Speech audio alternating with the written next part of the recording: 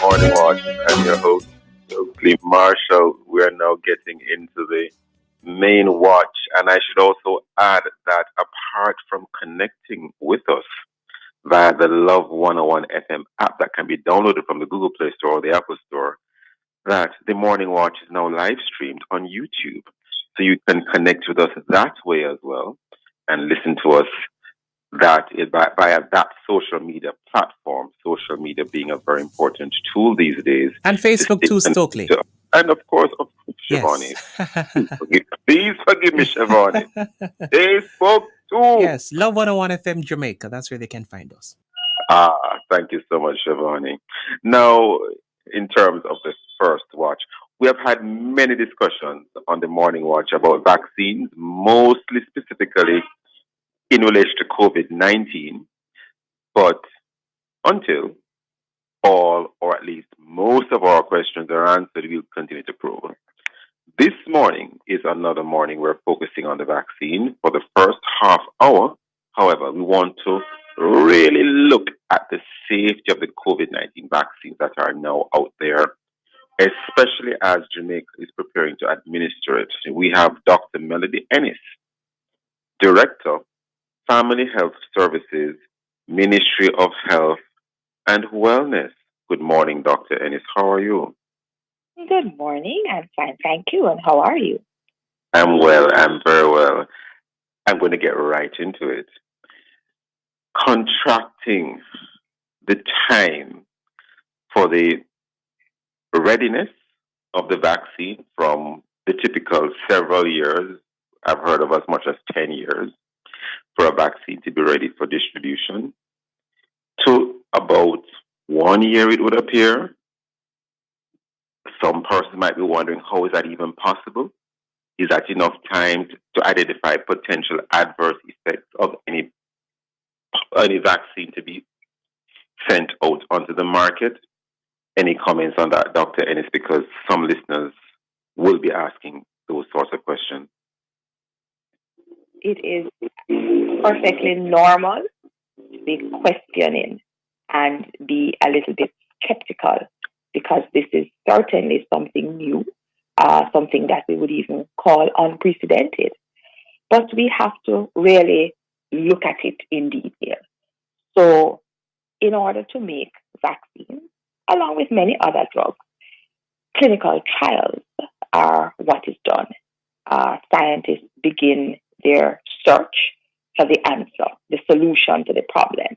And it usually starts off with a preclinical phase where they look at the medication they're proposing in animals, mice, monkeys, and then they move on to testing them in animals, in humans, small phases in the clinical But what trial. about the COVID-19 vaccines, though? 1 to 3.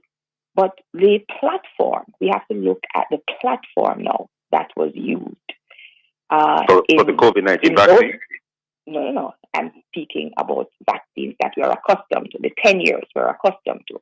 And that is because we utilize viral proteins, we utilize the weakened version of the virus, and it took a lot of time in order to purify those, to get them clinically ready for humans, and that process was very lengthy.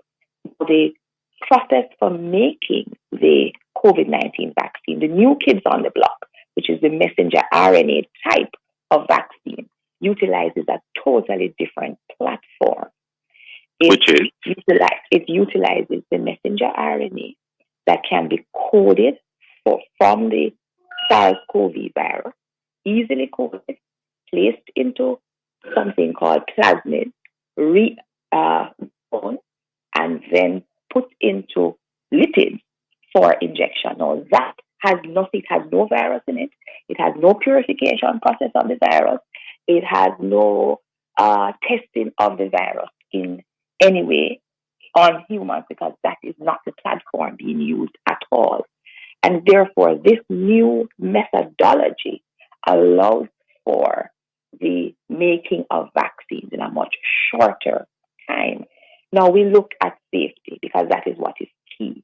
And here we go on to clinical trials. So in our phase one trials, it's the three trials as normal. In our phase one trials, the medication or vaccine is normally given to a small number of persons, generally healthy, to assess its safety at increasing doses and to gain early information on how well the vaccine will work to induce I'm going to ask to stick up in a immunity. second. I'm going to ask you to stick up in, Dr. Ennis. When you say the trials, our trials of the vaccine in test phase, are these the trials of the vaccine manufacturing companies, or are these independently verified by some sort of medical body or testing body? Okay, so the phases are standard that has to be gone through by the manufacturer. The manufacturers must go through these phases, and then an assessment is done by several expert independent bodies to verify that protocols have been followed. Okay, understood. So, go ahead. So, finish your point, though. We're almost upon a break, but finish your point. So, in the absence of any safety concerns for the phase one trials, we move on into phase two, where more people are given the medication, looking in different demographic groups and control studies. I see. And 1 second, please. We just want to make sure we're clear. This phase two is a phase two in a typical 10-year study, or this is the phase two for the COVID-19 vaccine? This is a phase two for all vaccines. They all have to go through the very same process. Okay, but for COVID-19, it was a shortened phase two. It wasn't a shortened phase two per se, because what you look at is the number of persons that have been included in the phase, the dosages that are tested on these hundreds of persons in the various demographic groups. Okay. When you say demographic groups, can you clarify? What do you mean by that? Or which groups, for example? It's persons of Caucasian descent, Negroes, Indians, different spheres in life. So we want to get a picture that possibly there would be a nuance with a particular group. So when and persons of African descent as well. African descent. Pardon me? African descent as well. Yes. So you get and many persons in Jamaica are of mixed race as well too. Yes. So in the clinical trials, you ensure that you have this wide cross section, not only of, you have it of age, you have it of gender, you have it of just different professionals and non-professionals, to get a picture, a feel of what was happening in the general population. Okay, that's interesting. I think we're at the point of a break now, Dr. Ennis. We're going to ask you to just hold those thoughts. Very interesting comments you're making there. The Morning Watch will be right back after this break. The time brought to you by Phoenix Vision Health Center, your eye center, is 7:15 on the Family Station, Love 101. What if your device was a gateway to listen to so much music that dancing becomes your new workout? To stream so much live sports that your adrenaline will rush? To watch so many movies that you'll talk in famous dialogues? To video chat with your BFFs? Bip, D-Music, Sportsmax, Play Go, Loop, Go Loud, and Billow. All the digital experiences plus extra data to enjoy the things you love. Introducing the new Digicel Prime Bundles. Get 24 gigabytes with a 3-day bundle. So much data, so much fun. Buy in the My Digicel app today. The following announcement is from the National Housing Trust. NHT contributors on Sunday, February 7. The NHT will be advertising 143 two-bedroom houses for sale at Silver Sun Phase 2 in St. Catherine. For details, see the Sunday Gleaner and Observer or visit the NHT website at nht.gov.jm on February 7. Bills to pay and funds to transfer? No problem. I do it all on my time with JN Bank Live Online Banking. It's my simple and secure as that online banking. Phone credit need a top up? No problem. I do it with JN Bank Live Online Banking.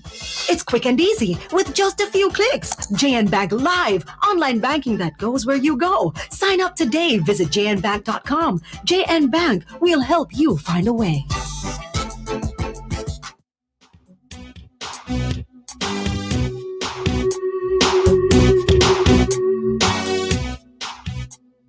welcome back to the Morning Watch. I'm your host, Stokeley Marshall, attorney at law, and we are speaking in this segment with Dr. Melody Ennis, Director, Family Health Services at the Ministry of Health and Wellness.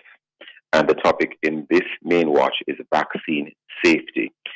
Dr. Ennis, before you continue, just for clarity, for the benefit of the listeners, do you know or can you say whether any of the demographic groups in the trial included persons of mixed race, or were they focusing on the sort of more strict demographics of Caucasian versus Indian versus African, or persons of African descent, etc.?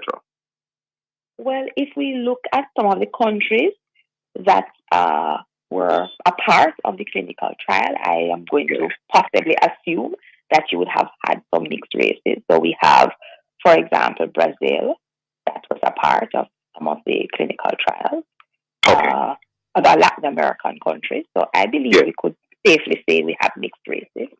Okay. You were making a point before the break. Are you through with that? Or I wanted to move on to ask you about manufacturers, but finish your point. I am going to end this point with the phase 3 trials, which is the trials now which allows us to know the most about the vaccines, because this is when it is administered to thousands of persons in a controlled way, where you have some persons receiving the medication and others not, and you can do that blinded study to look at the immune response and to see if the medication is really working. And the phase 3 trials are important because they know the medication is now administered to thousands of persons. So if you were to look for, say, an adverse event that would occur in 1 in 5,000 persons or 1 in 10,000 persons, this is where you would pick that up. Now, all of these processes, all the vaccines under manufacture, both then and now, must go through these 3 phases. Okay, fine. Interesting you said the word medication. In fact, you said it 3 times. And there was a doctor on this program some time ago who has very interesting views on vaccines. In fact, he's against vaccines, but that's another question. That's another point altogether. What he said is that the vaccine isn't really a vaccine; it's a prophylactic. Any comments on that, Dr. Ennis?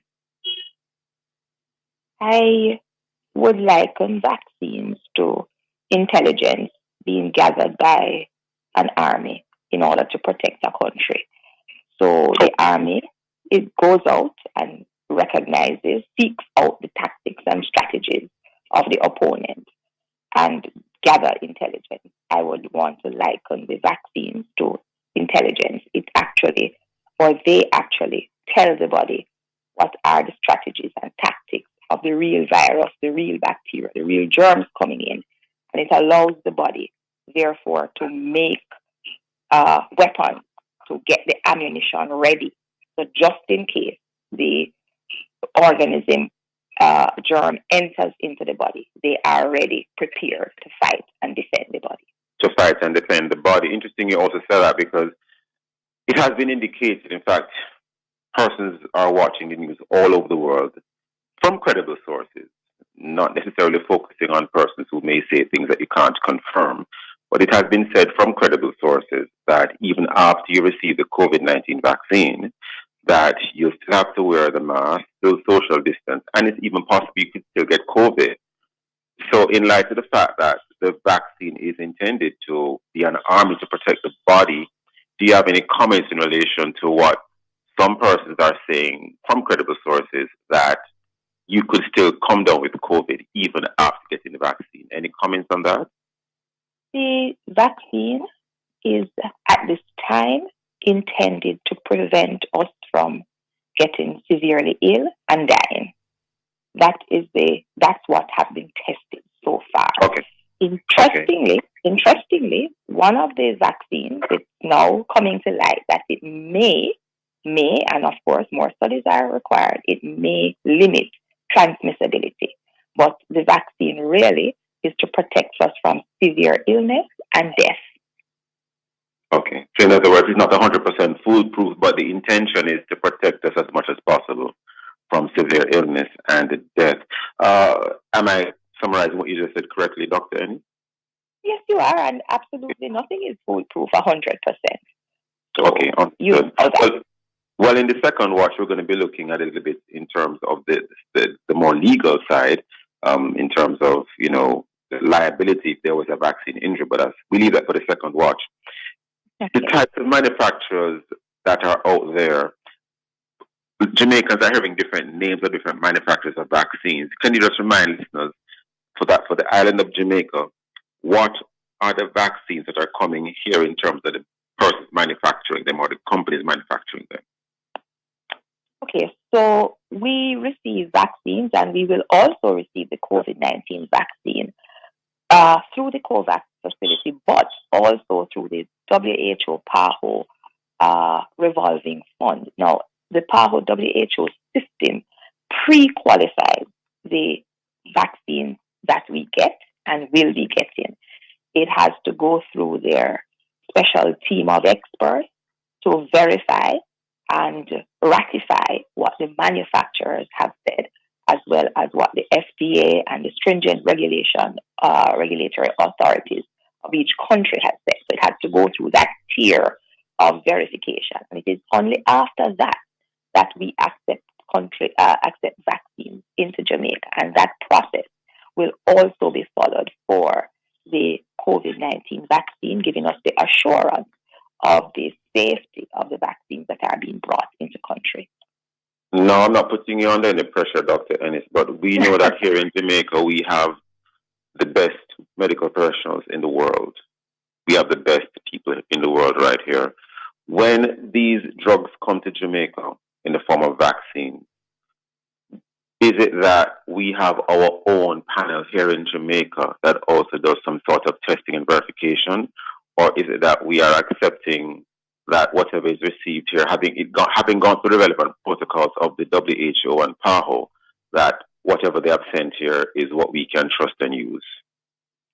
What they send here is what we trust and use, and that has been tried and proven over the years. However, we have our standards and regulations unit in the Ministry of Health that looks through the documentation, that ensures that the I's are dotted and the T's are crossed, and that is in keeping with our regulations.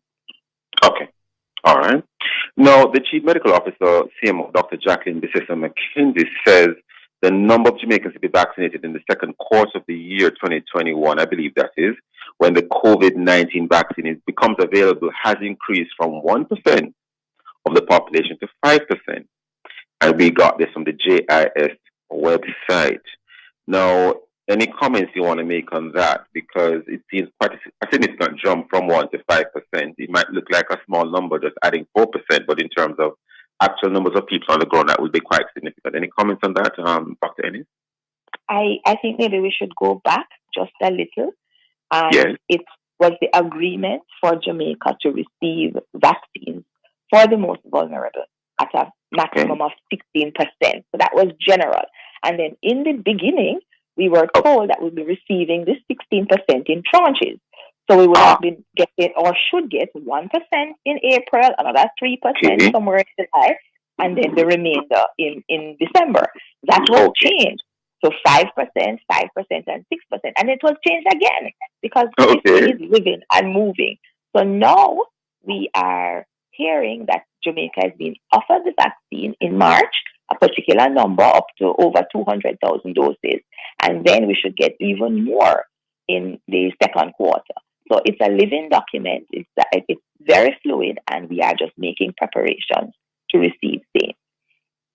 So you're saying that by the end of 2021, more than 60% of Jamaicans may be vaccinated because you may be getting more vaccines than you thought? No, more in 2021, at the end of 2021, what we are committed to is getting vaccines to vaccinate 16% of the population. And we are hoping that we will have and making every effort to ensure that we will have good uptake. Now, that is through one facility. Now, Jamaica continues to have bilateral talks with other entities to see if we can get more vaccines so that we can more quickly vaccinate our population. Okay. So 60% is from one supplier, so to speak, but you're hoping to get other persons on board to supply us, which might take us above the 16%. That is so, but I want you to be careful when you say the 16% is from one supplier. It is from the COVAX facility, and the COVAX facility has several. From that facility, which in turn has several manufacturers. Right, it's from okay, that understood. Understood, Dr. Ennis. Now, changing tack a little bit. Okay. How do you, for example, you, Dr. Ennis, how Dr. Ennis. I beg your pardon? You said me, Dr. Ennis, so I'm saying okay. I'm sorry. No. How does yes, you slipped there. How does you, Dr. Ennis, and how would I, for example, and how would anyone in the Ministry of Health, an employee there, or your children or your grandchildren, how would you all know if you are predisposed to any sort of injury if you take the vaccine? In other words, how is there some kind of assessment you can do on yourself ahead of time to know if you take this particular vaccine, you might be predisposed to some sort of harm, or is it that you won't know until after the fact? That is a bit of a hot seat for you, Dr. Ennis. I would say that. I am going to try and break it down a bit. So please do help us. There are known side effects to any vaccine, and they are usually listed. So, you might get injection site pain, you might get a fever, you might get some of this. So we know those. And we advise everyone looking at the leaflet from whatever vaccine we're using that these will possibly happen. I think we're almost out of time already. I'm so sorry, Dr. Ennis. I think we're almost out of time. So is it that when persons are going to receive the vaccine, they'll be told all of this ahead of time by the person administering the drug to them through that needle? Absolutely. Okay. I see. And isn't it interesting that, many persons have been vaccinated before, and I'm sure many Jamaicans have never received any sort of adverse side effect. I mean, many babies are vaccinated in Jamaica. I'm not aware of them becoming ill after getting the vaccine. What's the difference with this one? Well, I am hoping, sir, that there is no difference. And we are looking at, and it's not so bad. We need to look at what is going on across the world. Over 25 million persons have been vaccinated. And the number keeps climbing. And Dr. Ennis, we're going to take our break now at 7:30, but we know you're going to be back with us in the second watch. So we look forward to asking you a couple more questions along with the attorney in that phase. The morning watch will be right back after this break. JN Bank Live Online Banking is your quick and easy banking that's safe and secure. Sign up today. Visit jnbank.com. JN Bank will help you find a way. The time is 7:30, folks, on the Sound of Love. Some things in life are better together, like Kingston and dancehall, like Sundays and streaming football, like secret texts between best friends, like video chats with your granny on weekends, like a road trip and playing songs on load. At Digicel, we're bringing together all the experiences you love, from latest shows, sports, music, radio, breaking news to HD video chats, cloud storage, and more. Jamaica's fastest mobile network. Digicel, better together. Jamaica and its workforce are advancing quickly. Life-changing opportunities are arising. You need training and support. We are the Renewed Heart NSTA Trust, committed to providing new and emerging skills training and opportunities. Come to Heart. We'll help you claim your place in the workforce of the future. We're working on a brighter day, you don't have to fret. You know your family secure, you don't need no stress. It's like you run a 5K, set the pace in the race, celebrate, and you still never bust no sweat. We see we brother and we sister, this is how we heal them. Easy now, you and Guardian Life, it's a nation we're building. Many hearts, but we all want the same thing. Live secure and live easy.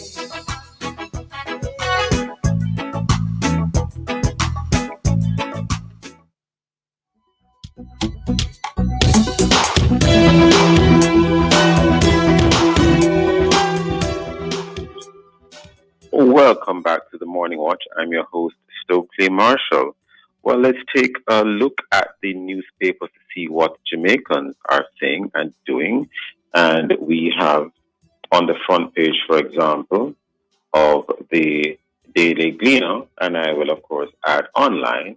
As many of us nowadays, we are doing a lot of things online.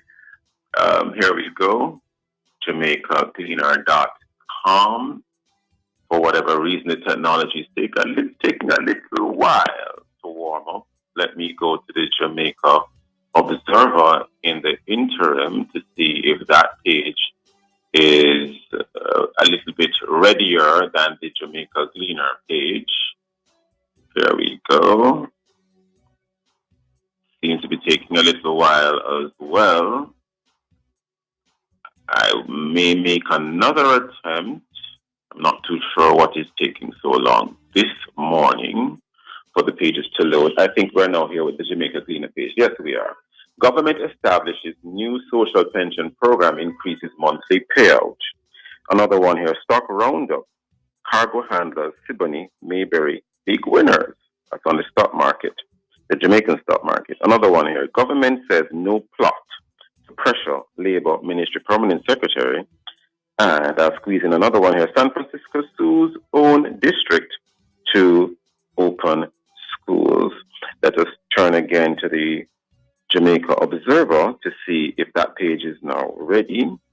We do so in a moment. Yes, here we go. Right, it's now up. Okay. And the story says here, stop it, he is not the man. That is in relation to a gentleman who, his name is Tevin Steve Hutchinson. He's a very unlucky man. Just a month after losing his driver's license, instead of it turning over to the police.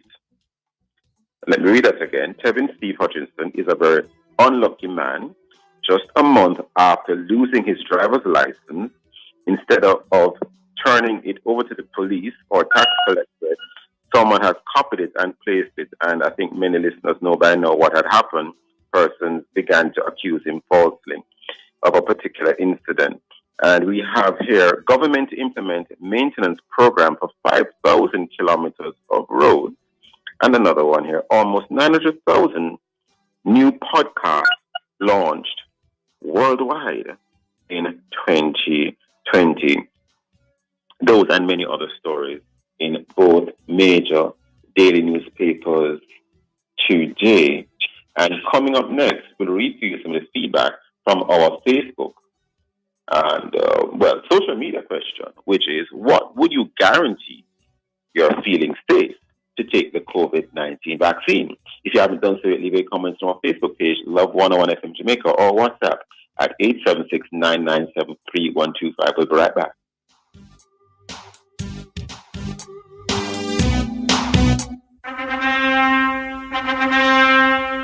It's an anniversary. It's an anniversary month, and do have Andrew Holt is adding some flair every Thursday inside February, and this we solemnly vow. So be sure to tune in this Thursday, February 4 at 5:30 p.m. for marital conversations with not one but two couples. Join host Colleen Beckles and married couple of 2 years, Nicole and O'Dane Mayes, and married couples of 36 blissful years, Carmen and Rennox Kelly, who will share with us in this edition of To Have and To Hold their COVID-19 survival strategies and so much more. You can't afford to miss the fun, where we will see who knows who more and all the information shared inside the truly marvelous program designed to boost your marriage. That's Marital Conversations. This Thursday, February 4, inside To Have and To Hold at 5:30 p.m. here on Love 101 FM, the family station.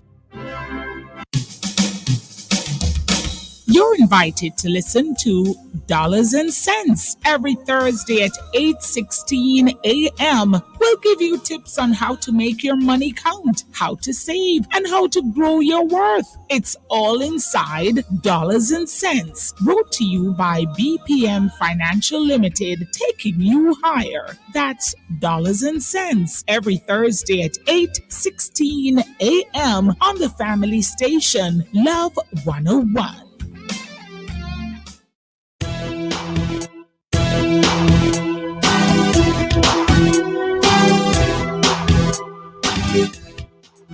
Welcome back to the Morning Watch. I'm your host, Stokeley Marshall. Well, let us see if we have any comments. Shivani, any comments to the social media question or none at this time? Well, I'm seeing a comment here. This one says, interestingly, these vaccines are not approved by the FDA, but only approved for emergency use in this pandemic. Well, Yeah, a let thought us there. see. Well, Yeah. interesting comment there from a listener. We continue to discuss the matter so we can have all these various questions aired. Well, we continue with the discussion here in this second watch. We have again, continuing from the first watch, Dr. Melody Ennis. She returns, Director of Family Health Services at the Ministry of Health and Wellness. We also have joining us today in this second watch, Anthony Williams, attorney at law. And in looking at the issues here, we'll be looking at any legal redress, for example, if a citizen of Jamaica were to be affected by any of these vaccines. And many persons may not know this, but it is possible that you could have an adverse medical reaction to any kind of medication, whether it be joint pain, anaphylaxis, any neurological condition such as encephalitis, transverse myelitis, a number of things that can occur. Dr. Ennis in the first watch indicated that there is that possibility that someone could have a reaction to a vaccine. Mr. Williams, good morning, sir. Good morning, my brother and friend. Yes, sir. How are you doing? And, I'm good, sir. I'm happy to be on your program, and good morning to Jamaica. Always a pleasure having you, Mr. Williams. Always a pleasure having you. Dr. Ennis, we have returned. I'm still here. Pleasant good morning.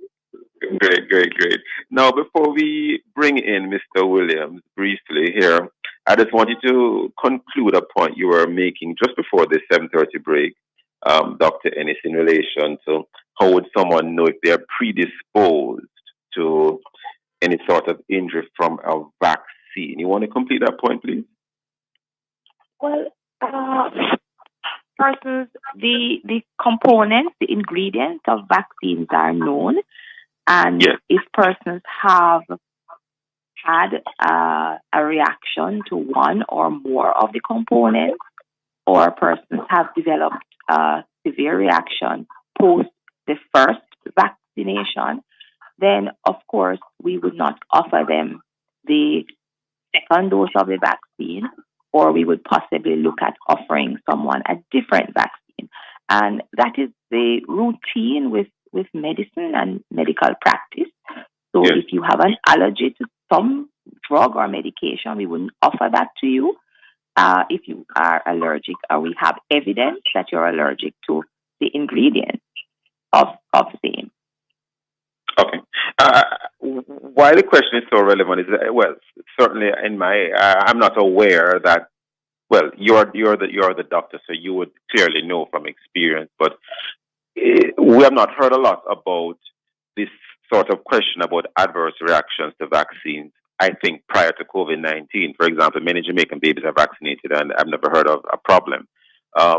Is there any issue with this particular matter of COVID-19? Why it is so relevant now, or it has happened in the cases of other situations that we're just not widely aware of? It is just relevant now because it's now being in the public space. We have always monitored everybody that we vaccinate for what we call ISAVIs, or events supposedly attributable to vaccine and immunization. So we monitor our children who receive the vaccines to see if something is going to happen. If they develop an allergic reaction, which in rare cases they may, we treat. So this has always been in place. We actually have in country our pharmacovigilance team, which looks at severe reactions, and we report in to not only national but international to ensure and tell manufacturers that something possibly may have gone wrong. So we have done this for years. That is a robust system that is in place. And what are the indications in terms of, the matter of the vaccines not being compulsory or not being mandatory? That is something many Jamaicans are happy to hear. You have some persons, for example, maybe Roman Catholic or strict Roman Catholic, who might say they don't want the vaccine because they understand that it may contain fetal tissue from aborted babies. Or you might have someone who, for some other religious reason, doesn't want to take the vaccine. And I stress may, because this is what has been said out there in the public domain. So in that regard, is that the Ministry of Health intends to maintain the non-mandatory issue of administering vaccines, or is it that you're hoping that one day you can increase it, so to speak, to make it compulsory for the entire nation? We are operating in the here and now. At this time, it is not mandatory. We have to look at the epidemiology, look at what is happening on the world sphere to make such a decision, look at how vulnerable our people are. There are lots of things that go into the mix to making such a decision. But at this time, the vaccine is not mandatory. We are encouraging and our population, especially our vulnerable group, in the first go to recognize the importance of vaccines, and therefore, once they have the credible information, do the right thing that we always do. And understood. Totally understand, Dr. Ennis. Bringing in Mr. Williams. Mr. Williams, quickly, sir. Always a pleasure having you, as I said before. Great, brilliant insight, brilliant legal mind. Mr. Williams. Thank you for the compliment, my brother. Well deserved. The Minister of Health has indicated that legislation will be passed in Jamaica to grant immunity to the vaccine manufacturers. In other words, you wouldn't be able to sue the vaccine manufacturer. How does that hit you in light of the fact that some persons could experience an adverse reaction to any particular vaccine? We've heard Dr. Ennis. Well, that policy decision by the government serves to be good and it serves to be bad.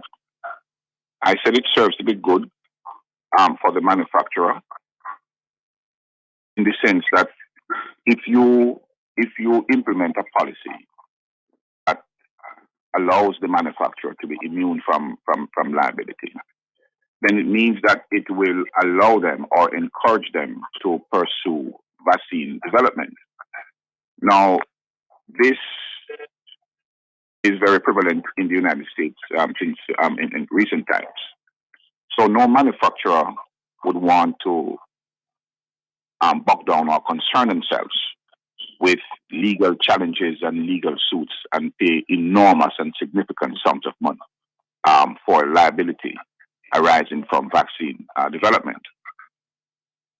Now, in the United States, the Food and Drug Administration Department, as well as the Center for Disease Control and Prevention, they have recommended the vaccine for children and pregnant women, and they also have an injury compensation package available. You're not speaking about COVID-19 vaccines, or you're speaking about vaccines generally? Are you speaking about COVID-19 vaccines? Yes, the vaccines generally, right? And so they have a compensation package. Now, for Jamaica, so if the government is going to implement that policy for manufacturers, it will be good. But in relation to the government I would imagine that they're going to have some form of compensation package in relation to the citizens or those who are non-citizens who take the vaccine. Because you see, what is going to happen now is that a number of persons are going to be very fearful to take the vaccine, and they are now going to distrust the vaccine, and they will place more emphasis on they will place more emphasis on biological and physical injuries that may occur rather than the importance and value and significance of the vaccine. So that's why I said it is good and it is bad. Okay, well, we're going to ask you to hold that point 1 second, Mr. Williams and Dr. Ennis. We know you're still with us. We're going to take a quick break and come right back on the Morning Watch. You're tuned to Love 101 FM. The family station is 13 minutes to 8 o'clock. A little extra breathing space makes all the difference. Like many homeowners, you may now need some financial breathing space. Switch to a Sagicor Bank mortgage and get a 2-month payment holiday, attractive interest rate, plus a pre-approved credit card. Make the switch today and get more. With no upfront cost to pay, you'll have a lot more breathing space. Call 888-SAGICOR today. Conditions apply. What if your device was a gateway to listen to so much music that dancing becomes your new workout? To stream so much live sports that your adrenaline will rush? To watch so many movies that you'll talk in famous dialogues? To video chat with your BFFs? Spiff, D-Music, Sportsmax, Play Go, Loop, Go Loud, and Billow. All the digital experiences plus extra data to enjoy the things you love. Introducing the new Digicel Prime Bundles. Get 24 gigabytes with a 3-day bundle. So much data, so much fun. Buy in the My Digicel app today. Full of flavor, no if or no maybe. Malta, my crave on a daily. I couldn't ask for a better cold glass. Coffee can't pass on this. My Malta, my pocket with me. You know, I got it with me. I feel have a buckle for myself. Yesterday the shop locked, so today me come back. 2 new flavors on the shelf. Me say me see it and me grab it and me love it and buy it. My mommy take it and she pull it and try it. She say Malta in the morning, afternoon or night, and she finish it, she don't need no help. Drink them all. Coffee or vanilla, the Jamaican original. Have it with my lunch and my dinner. Ginseng with the ginger, make you settle and you simmer. Good for the baller and the singer. Make you feel good and it tastes real nice. Better when cool, so we put it on ice. Take a sip once, if you take a sip twice. Mother full of flavor for life. Mother full of flavor for life. Phoenix Health and Vision Center now has 2 locations. St. Anne's Bay, 65 Main Street beside the Health Center. And now Shop 30 Champion Plaza, Falma, Trelawney. You heard me right. Shop 30 Champion Plaza, Falma, Trelawney. The only full-service eye care center for all your designer frames and designer glasses. Plus, complete eye care. Book all your appointments now in St. Anne's Bay. Call 876-972-2388. 876-589-8327. For Falmouth and its environs, call this number 876-533-0540. Looking forward to seeing you at both locations. Phoenix Health and Vision Center. Now at Champion Plaza, Falmouth, Trelawney.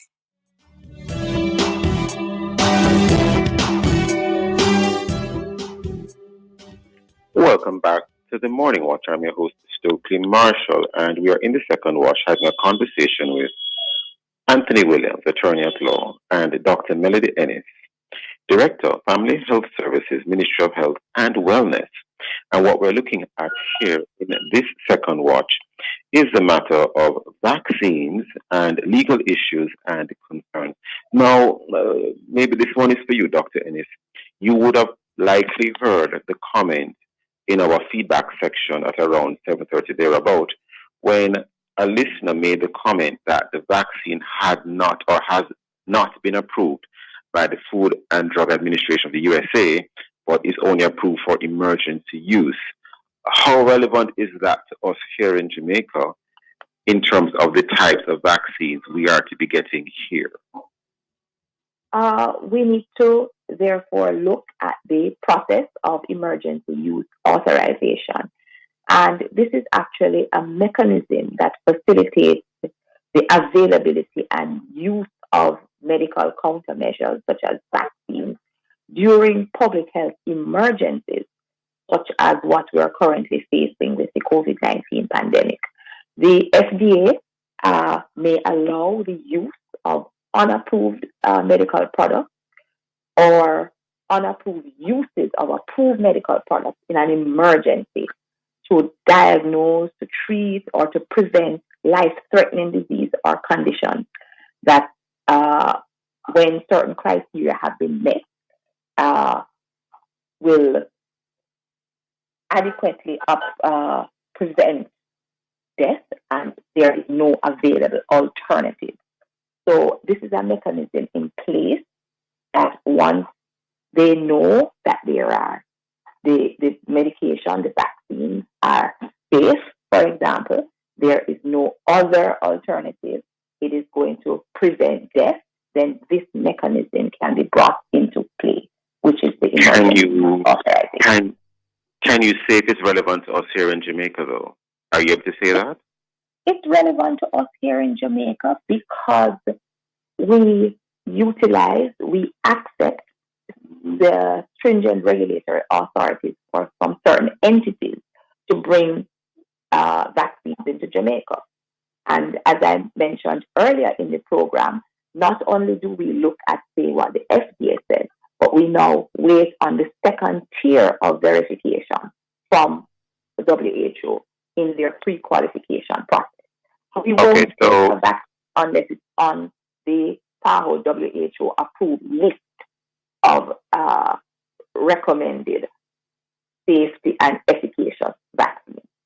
Okay, so following on that, is it that any of the vaccines that we will be getting after having been verified by WHO and PAHO, is it that any of those ought properly to have been approved by the FDA but wasn't, to your knowledge? Well, at this time, there is no vaccine across the globe that has been approved. They have only been granted emergency use authorization. Okay. And that leads me back to raising a matter here with Mr. Williams. Mr. Williams, yes, you would have just heard what Dr. Ennis said, that none of the vaccines in the world have been approved by the FDA, and not saying they all need to be, but none of them have been, and they have been approved for emergency use authorization. Now, back to the matter of the immunity to be granted to vaccine manufacturers here in Jamaica by way of legislation. Mm-hmm. Based on all of what Dr. Ennis has said, some persons may ask the question, if I'm injured by a vaccine, why can't I sue the company, which presumably has a deep pocket or a deeper pocket than the government of Jamaica to take on the weight of lawsuits? Whereas we know the government of Jamaica, we are trying here in Jamaica to slice up that pie to spread it as much as possible.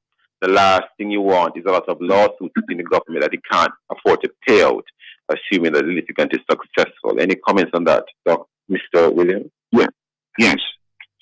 Well, that the question that you posed is a very pertinent and relevant question that any person who is going to take that vaccine would ask. Yes. Which is why the manufacturer would be immune from liability. Now, the fact of the matter is that no one wants to expose themselves to liability, and the manufacturers would have certainly spent millions of dollars in terms of research. Pick up in there, sir. Right. Pick up in there, Mr. Williams. I just want to raise this with you. Many manufacturers of different products across the globe have spent millions of dollars on their products, soft drinks, beers, wines, all sorts of products. Yes. And they are not immune from liability, to my knowledge. What is special about the vaccine manufacturer? Yeah, I think the significant difference is because of the nature of the potential. It's because of the nature of the situation that exists. In that this is a pandemic, and a pandemic affects the world, and the world is trying its uttermost best to to cauterize the pandemic. Everyone wants the pandemic to go away. To end. Yeah. Yes, to end. Right? As a matter of fact, not just to go away, to end. But we know that at some point it has the potential of coming back. Bearing in mind that COVID-19 is really not new as such. We have the 1918 pandemic. You would be 1 second, Mr. Williams. You would be aware though that from as far back as the 1980s, under President Reagan, vaccine manufacturers received immunity by way of legislation. So from that time in the 1980s, under President Reagan, if someone was injured by a vaccine in the USA, they wouldn't sue the manufacturer anymore. They would sue the government. Yes. So I don't think it's only because of a pandemic, but I understand your point about the pandemic. Yes. But finish your point, sir. And so the question that the reader or the listener or the intended recipient of the vaccine, would pose is why not the government? Why immune the manufacturer? And this is so because I said the government would heavily rely on these manufacturers to produce a vaccine that would serve or act as a panacea for the virus, and therefore, what it does, it serves to allow the manufacturer to have that level of confidence, that level of trust in themselves, and also elevate their level of research development in the vaccine. So if they've developed a vaccine and it is working, it would allow them to continue into further enhanced manufacturing research skills to improve the vaccine.